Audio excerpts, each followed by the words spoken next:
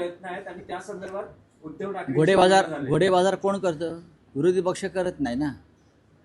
ज्यांच्याकडे प्रचंड पैसा आणि सत्तेची मस्ती आहे तेच घोडेबाजार लावतात, तेच जुगार आणि आकडा लावतात, तेच आमदारांना विकत घेऊ शकतात.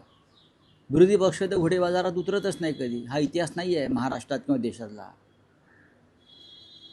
एक जागा महाविकास आघाडीला मिळेल, त्या संदर्भात हर्षवर्धन सकपाळ साहेब, प्रदेश काँग्रेसचे अध्यक्ष, यांनी उद्धव ठाकरे साहेबांशी चर्चा केलेली आहे. सुप्रियाताई सुळे किंवा त्यांच्या राष्ट्रवादी काँग्रेस पक्षाने त्यांची भूमिका जाहीर केलेली आहे. आता शिवसेनेनं काय करायचं, कोणता उमेदवार द्यायचा, या संदर्भातला निर्णय हे फक्त शिवसेना पक्षप्रमुखच घेऊ शकतात.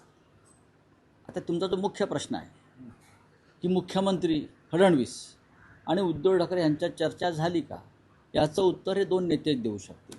नाही, पण तुम्ही या सगळ्या घडामोडींमध्ये महत्वाचे नेते आहात. मग तुमच्यापर्यंत काय माहिती आहे? बघा, माझ्याकडे माहिती असली तरी मी तुम्हाला का सांगू? अजून बऱ्याच गोष्टी घडणार आहेत राजकारणात,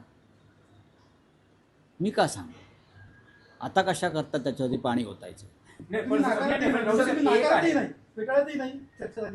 हा, बोला ना. काय एक आहे की हर्षवर्धन सपकाळ हे उद्धव ठाकरेंना मातोश्रीत भेटतात आणि तुमच्या पक्षाच्या नेत्या सुषमा अंधारे या हर्षवर्धन सपकाळांना भेटतात.